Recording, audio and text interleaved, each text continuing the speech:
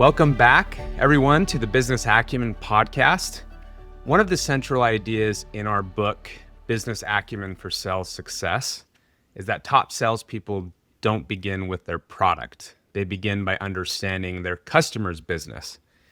They understand how the company makes money, they understand what executives are focused on, and they understand the challenges leaders are trying to solve.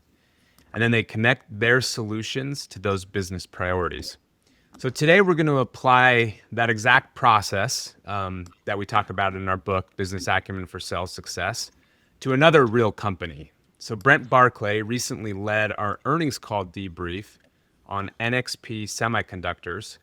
And rather than simply discussing the earnings call, we're going to try to answer a practical question around, if you were trying to sell into NXP today, what would you need to know? So Brent, thanks for joining me today to talk about NXP.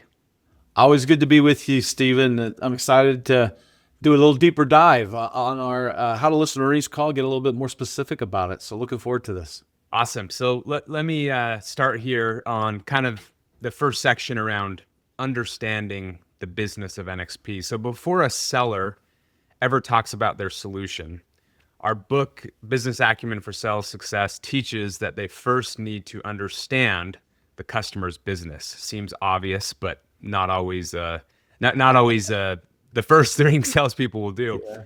So based on NXP's latest earnings call that you just reviewed, what does a seller need to understand about NXP today? Yeah, so NXP, there's kind of demographic, just basically understand who they are, what spaces they play in, et cetera.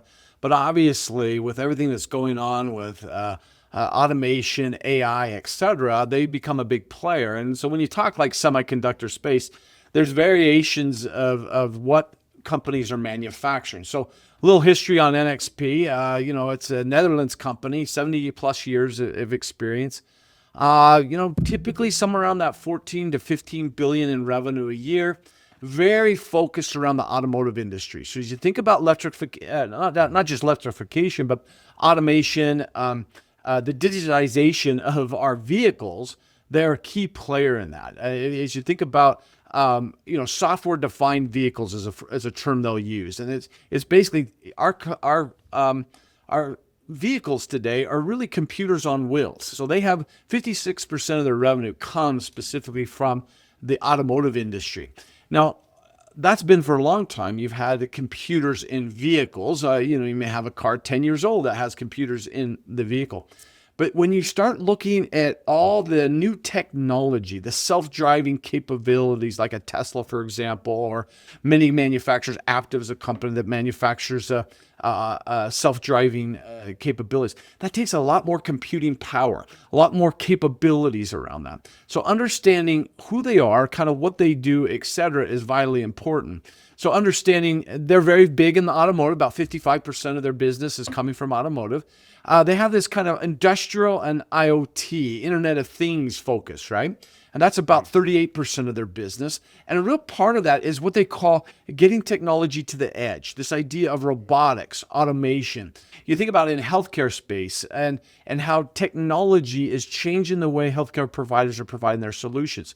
So understanding kind of where they play and what they're focused on is vitally important. Now, if you get a little bit more specific, what are some of the key areas of focus? Number one is kind of supply resiliency.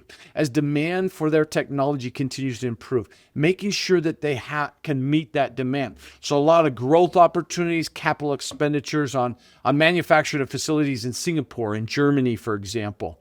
Obviously, as demand for your products increases, you're also having cost increase as well. So really focused around inflationary pressures and how much inflation is impacting their ability to provide their products. The big part of how they sell their products is through channels, and it's like 57%, if I remember correctly, of their business is sold through these channels. So understanding they kind of a little bit different model, and how do you play and connect with those channels to help drive their success as well. It's a great company, a lot of demand for what they're doing. On top of automotive and industrial, their last portion is kind of mobility. So think of your cell phones, and they have technology in there that drives capabilities from a technological perspective, but also with the increased generative AI and how that's impacting those parts of their business. Huge company doing a lot of great things, but that's a kind of a high level, little overview. You'd want to make sure you understand the basics of what they're focused on. No, that's really helpful. As you reviewed their earnings call, what were some of the challenges that you saw their executives spent the most time discussing? Yeah, so some of the things that we talked about earlier connect with this as well. Number one is the access and the ability to produce and manufacture their products. That's the big thing right now. You got such high demand. So you got high demand. How do I keep up with that supply need and be able to meet that? And as technological advances come in, particularly around AI, how can we adapt our products to be able to take advantage of those innovations that are coming? So a huge amount of capital spend in two major projects. One is in Singapore, as I shared before. It's a joint venture fabrication it's basically to produce long-term wafer supply for them. So they're doing it in Singapore. They're also doing it in Europe as well, in Germany. And we're talking tens of billions of dollars to invest in that. Now, in order to keep those up and running, though, they're really making this major investment, assuming they would basically produce about a $14 billion a year volume of demand. So it's kind of this, we're seeing this opportunity, we're going to build it out, and I've got to make sure I have that demand to keep them. They're trying to keep their manufacturing utilization about 80 to 90%. In order to do that, it would be about $14 billion. And they talked about in the call, you got to have that type of demand in those manufacturing plants to kind of make it economically viable for what they're trying to do. But they believe it's going to happen. They really see this growth opportunity. So a huge amount of how do we build and provide these products for the high demand that is out there for us? Obviously, the inflationary cost of that, whether it be the cost of developing their current suite of offerings, but also what the future inflationary constraints, how it's going to impact their economics. So they've done a number of things to try and be more efficient, to lower their cost. But in addition to that, they're actually passing some of those costs along. You'll see that across the semiconductor industry, a lot of demand is causing price to skyrocket, and a lot of that's flowing through to computer manufacturers, to automotive industry. They're just going to have to cover the cost as the inflationary cost of doing business has changed for them. So those are some of the key factors. The supply side, and then how do we manage to the cost side has been key focused areas for them. Maybe one more question around the first idea of understanding their business is where does NXP see its biggest growth opportunities over the next several years? Yeah, so number one is automotive. Like I said, 56% of their revenue. So they're seeing huge opportunities there to continue to provide the products, the resource to do it. The second one that's really big that they talk about, it's kind of a newer one. They did about $200 million in revenue in the data center opportunities. Now, most of us think of them as kind of a semiconductor producer, but in the end, as they look at the data center focus, they're really focused on what's called the control plane. What that really is their technology, rather than CPUs and GPUs that are in these data centers, they're really focused on what's called the control plane, which is really dealing with systems that drive cooling, that drive power, that make sure it's efficiently running the organization. So, and that's a big opportunity. They're expecting to generate about $500 million in revenue this year around that. So AI is a big opportunity for them as well. There's one other that I was thinking of. So the automotive, the data centers. Oh, and the third is getting technology to the edge. They talk about it. You know, right now, everything we're doing right now, you and I, is going to the cloud. It's going up and down to the cloud, right? The idea of having everything in a vehicle, have everything in an appliance, have everything in the technology is at the edge. So robotics, automation.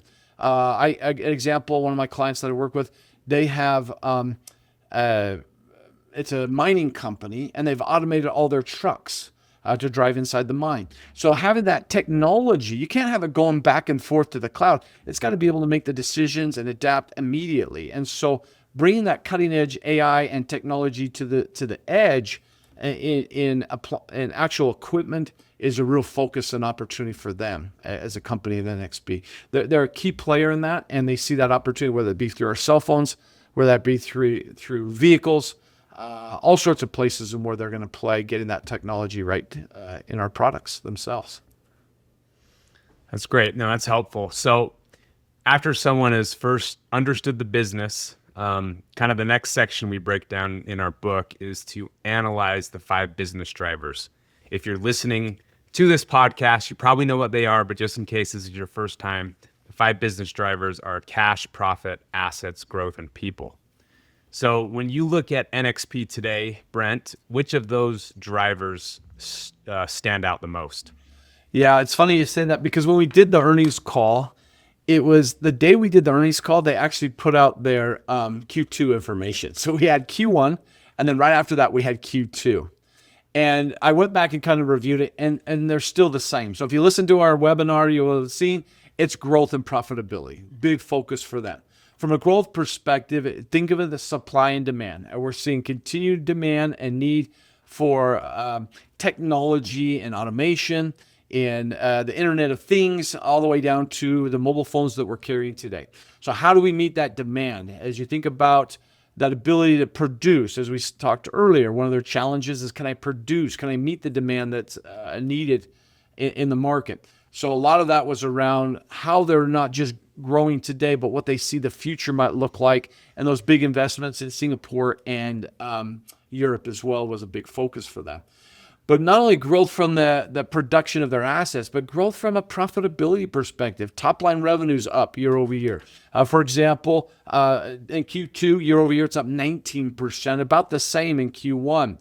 For the first half of the year, their margins have grown. They're now getting 58% gross profit margin. That's a really good gross profit margin, right? Yeah. S&P 500, somewhere around 40 to 45%. So really strong. They're expecting to get a 60+%. So growth and profitability became key. So on the profitability, there's only 2 levers, right? They can grow their volume, how much they sell. So grow their revenue through pricing or volume, sell more. The other side of it is cost management. So a big focus of their area is, how can we drive efficiencies in what we're doing?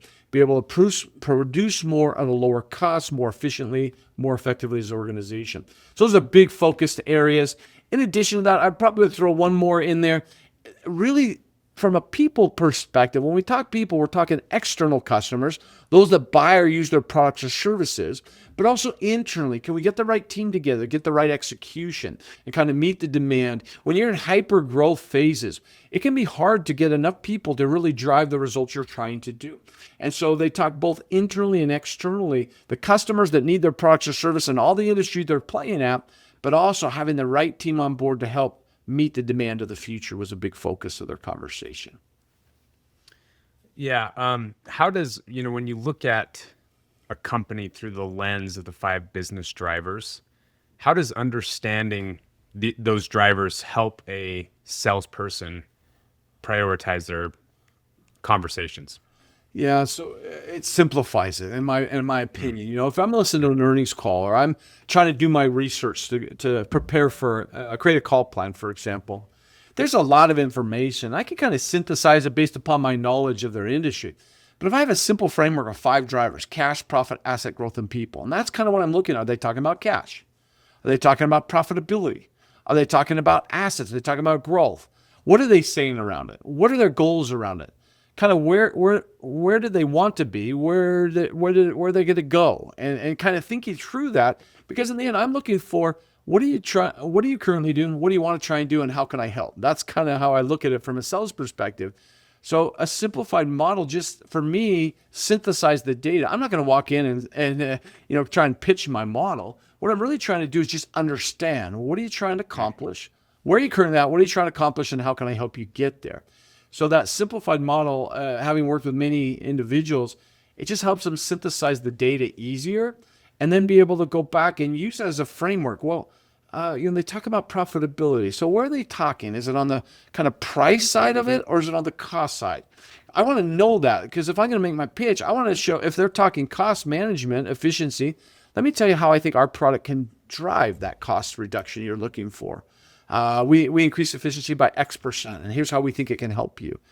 So it's being able to, my opinion on sales is the more you understand about the business, you move from a salesperson to that trusted partner. The only way you can do that is to understand their business. What are you trying to accomplish? And where are you currently at? And how can I help you get to where you want to get to? So that 5-driver model, it really helps with that, in my opinion. So after someone has understood the business, analyzed the 5 drivers, or analyzed their earnings through the lens of the 5 drivers, the next section we talk about is understanding the buyer. So obviously different stakeholders view the business through different lenses. If you're a person selling into NXP, who are the key stakeholders and what are they likely to care about? I know that's a broad question, so you can you can take that how you want. Well, I kind of broke it up into three groups. And there's probably more, but the 3 that stood out to me, somebody's holding the checkbook. So finance and accounting, how do they think about the cost? And really your finance and procurement, it could kind of be interchangeably a little bit. So I got those 2 groups. And then the third part is kind of that innovative engineering. How is this really helping? How does your products really drive the innovation needs I need? Particularly right now, a huge amount of emphasis around AI. And how does your chips, how does your products really help us to be successful? So from an engineering perspective, it's all about, can your technology meet the demand, and is there future opportunities that can allow me to kind of expand in? As you think about the ability to be cutting edge, you got to have technology that can handle cutting edge. Everything from not just the processor itself, but also the ability, the cooling side of it. How much power does it take? Those are 2 big levers in the industry right now, is cooling and power. And what is it that your product does to help us mitigate some of those cost limitations? One of the biggest challenges right now with AI is power. Where are we going to get enough power to do everything we're trying to do, let alone the cooling and other stuff? So being able to speak to, kind of from an innovation perspective, how our product or service can help you adapt in an ever-changing market. How can what we're doing streamline your efficiency in what you're trying to accomplish as an engineer? Now, from a procurement perspective, as you think about what NXP does, a lot of what they do is around safety. So if you're going in with this like cost reduction, as you're talking about procurement, they put safety above that. Think about that. If I've got a CPU or some sort of technology in a vehicle, I got to make sure it's as safe and as efficient. It's not going to have any hiccups, right? Somebody's driving their car and all of a sudden the brakes work. We can't have that.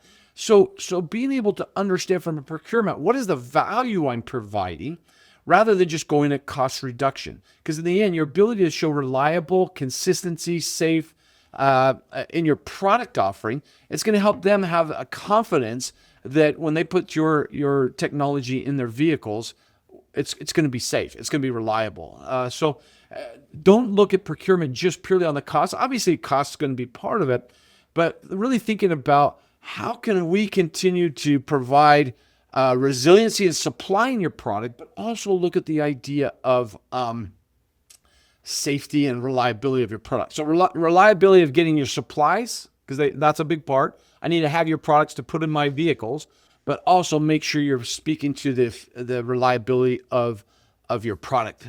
It works. It does what we say it will do, so to speak.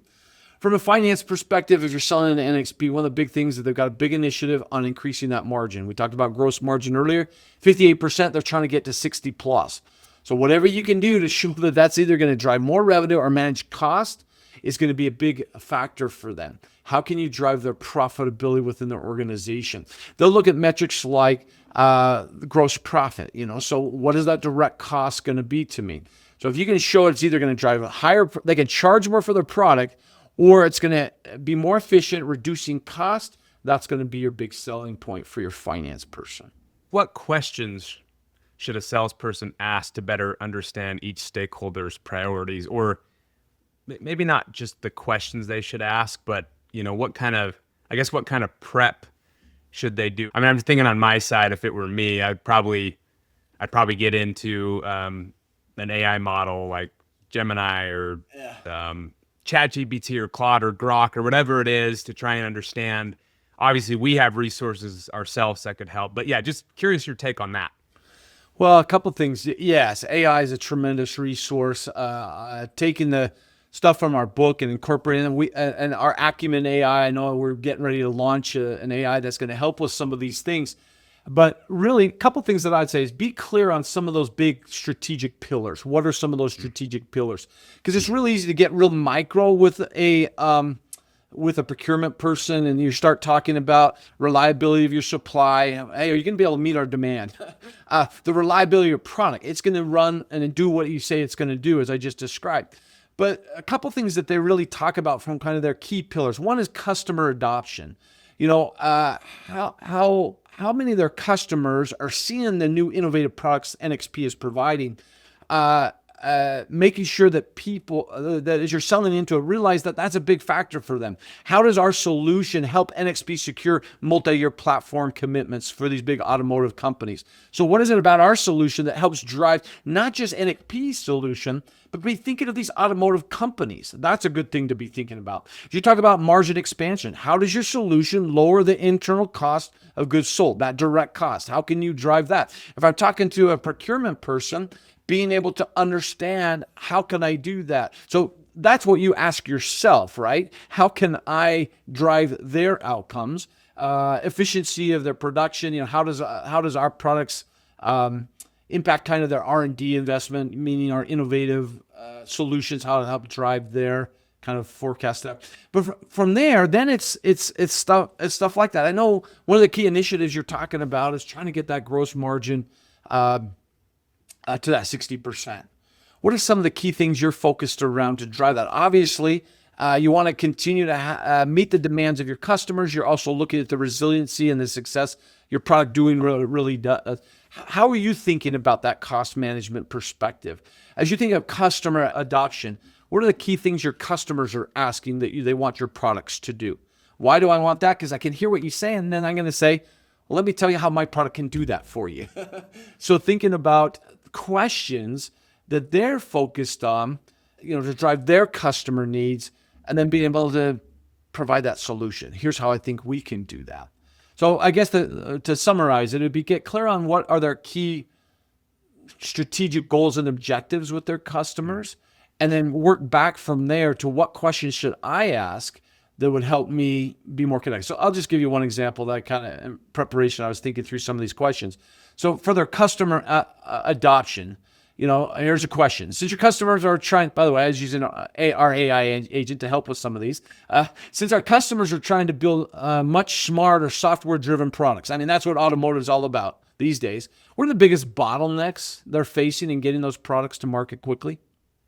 Now, why would I ask that? Well, it shows our understanding of NXP's customers and what they're trying to do, the speed to market, being able to make sure that they have their processors in their vehicles, et cetera. But then once the client kind of explains it, then I'm able to say, well, hey, that's exactly what we can help with. Here's how our product can do those things.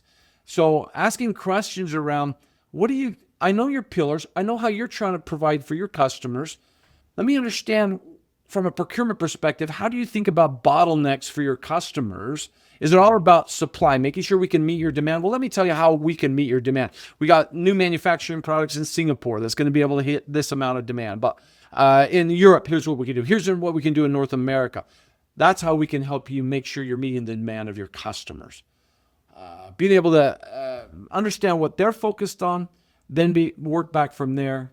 Questions that help drive to their goals and outcomes, and then how our products can drive their goals and outcomes. That makes sense? Yes. No, it is. It's very helpful. The next section is around trying to align your value proposition. So if you were coaching a salesperson preparing for an NXP meeting, how would you think about connecting a solution to NXP's priorities? Yeah, I mean, it's really getting to that trusted advisor concept. So as you're asking those good questions, I would come prepared with having done my research. What are their key pillars? What are they looking at? Who am I talking to from a procurement perspective? Well, what are they worried about? Do I have enough supply? Meaning, if I'm trying to meet the demand of my customers, whatever you're supplying me, can you meet the demands that I have, right? So that's going to be a component of that.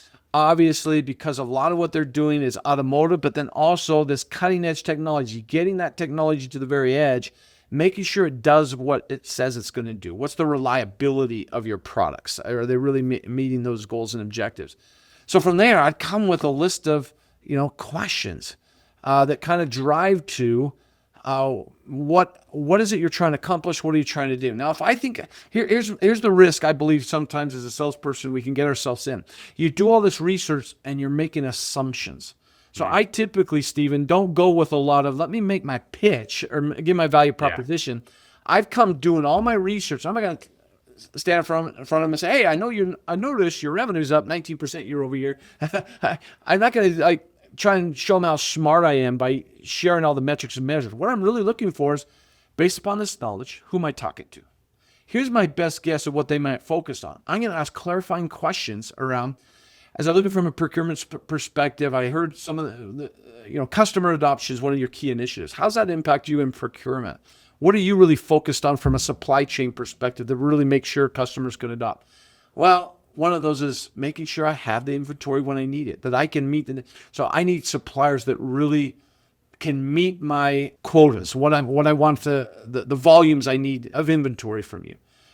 Second, I need to make sure that what they do, we're providing kind of a top-end solution. I got to make sure you are generic, that you understand our business, that you're providing the resources. That type of information is golden, because then from there, that's where I can say, well, based upon this, let me tell you how my technology or my inventory, how it can drive your goals and objectives. That's the key. The only time you're going to be that trusted partner, you've done your homework, you get clear on what's your pain points of procurement, what's your pain points from a finance person, what's your challenges or opportunities as an engineer. Okay, now based upon my understanding, I've confirmed or clarified what I thought. Now I'm ready to say, okay, well, based upon it, here's what I can do. So, for example, one of the things, rather than kind of cheap, safety is going to be a big issue for them. Now, NXP, they sell a highly reliable, safety critical system. That's what they're doing. It's not just, in your child's stuffed animal, a little technology that has it speak to them. We're talking, this is driving a vehicle, right? You got to be safe and reliable. So that's going to be important. One of the factors and opportunities, by the way, I would also share for them, anybody selling an NXP, remember 57% of their business is through these distributors. So understanding, what is that relationship? How can I understand that ecosystem? So as I'm working with procurement, that's going to eventually get these materials to all the distributors. How can I help you with that processing? Maybe my locations are such, I can directly distribute it to them. That's going to help you. But being able to think through their system and process their ecosystem they're dealing with is vitally important for them. So going in with those factors, what are their priorities? Here's my assumptions. Let me ask clarifying questions to either confirm or clarify their assumptions. And from there, speak in the lens of solving their problems. Here's how I think our product can help with that initiative. Here's how it can help with your distributors. Here's how it can help you with reliability. Here's how it can help you to make sure we're meeting your demand. That's where you become that trusted partner for them.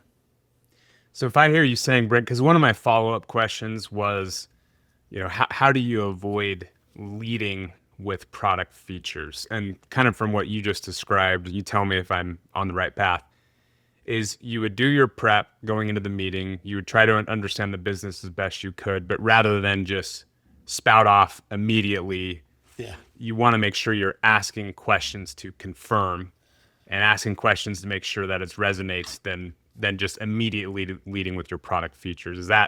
Did I hear you correctly?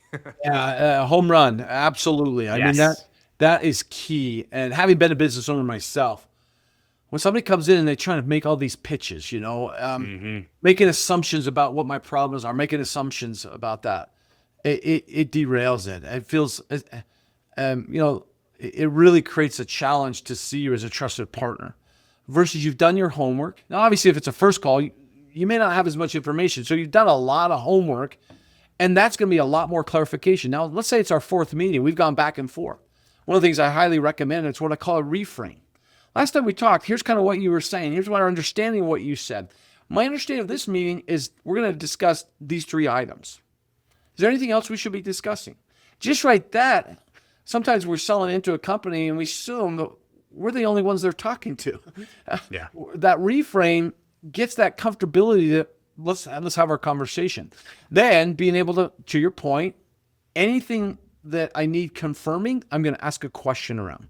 Got an assumption. I'm going to clarify that assumption. Once I get clarification, that's when, once I'm able to say, so Stephen, based upon what I heard, here's what I'm understanding. Am I getting it right? Yeah, Brent, you understand. Here's my real challenge. With that in mind, let me tell you 2 or 3 things I've thought through that I think our product or service can do.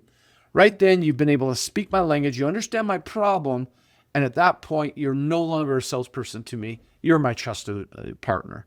And as you start giving me some potential solutions, I have a lot more confidence that you really can help me do this.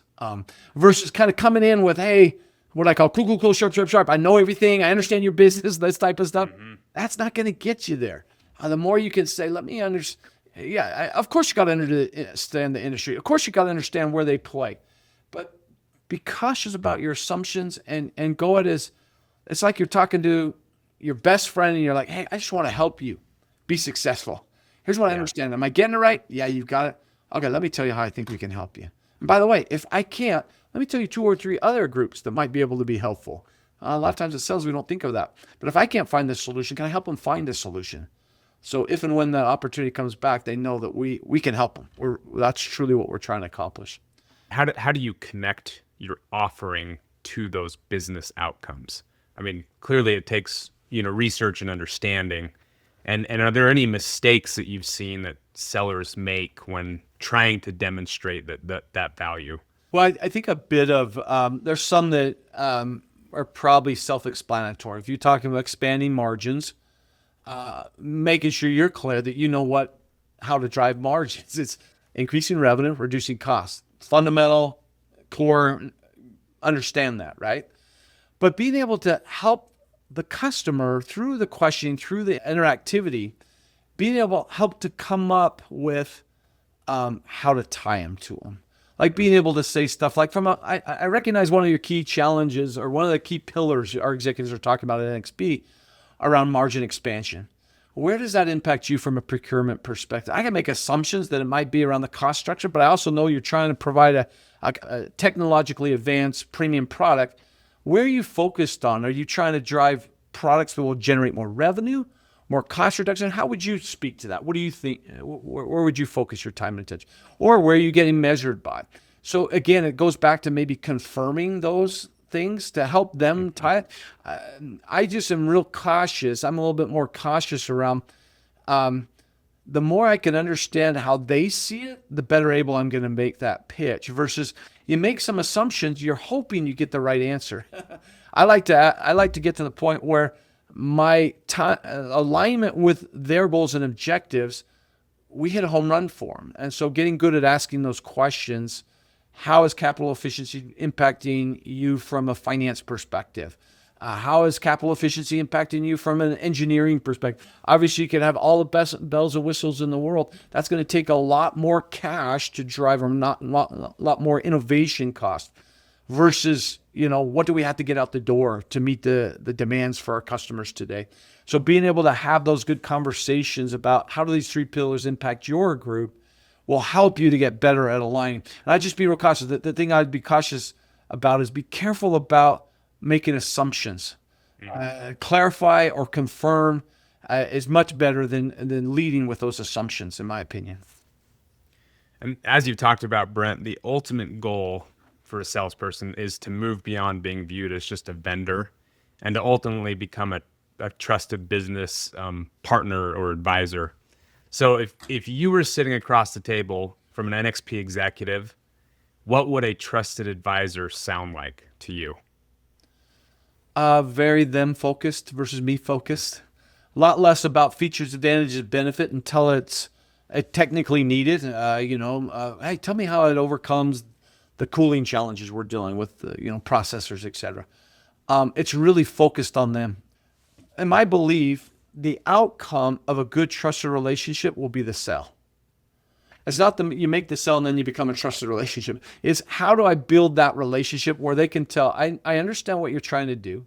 I've tried to confirm all my assumptions, and I'm really trying to help you come up with a world-class experience or world-class technology, a world-class solution, right?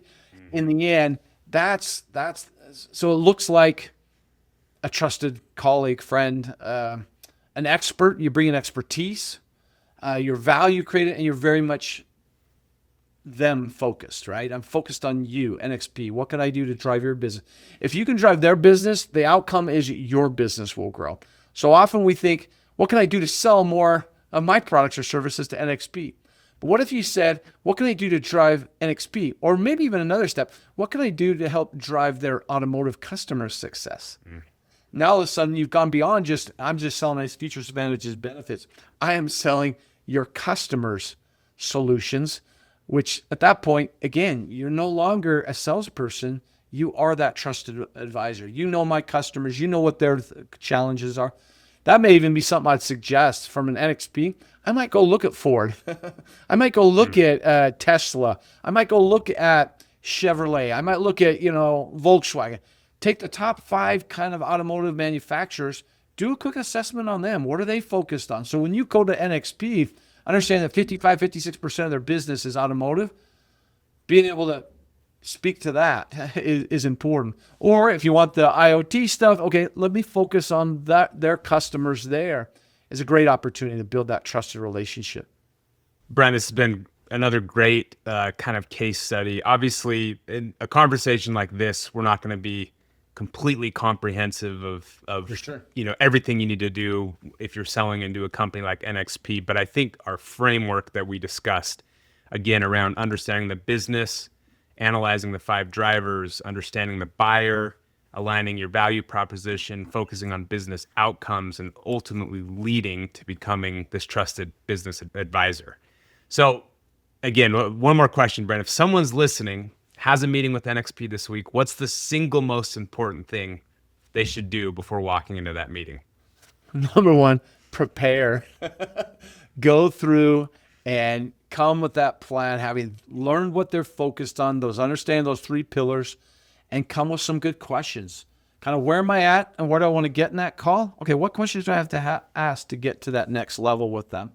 I think is vitally important. And so taking the time to understand your customer and then come prepared with some good questions is absolutely the number 1 thing I would say. If you got a call this week, review the call that I did earlier, jump in and look at these 3 pillars and come with some questions. Think about who you're selling into, come with those questions. So that preparation is the number 1 thing I'd say. Brent, thanks again for joining us, and thanks to everyone for listening.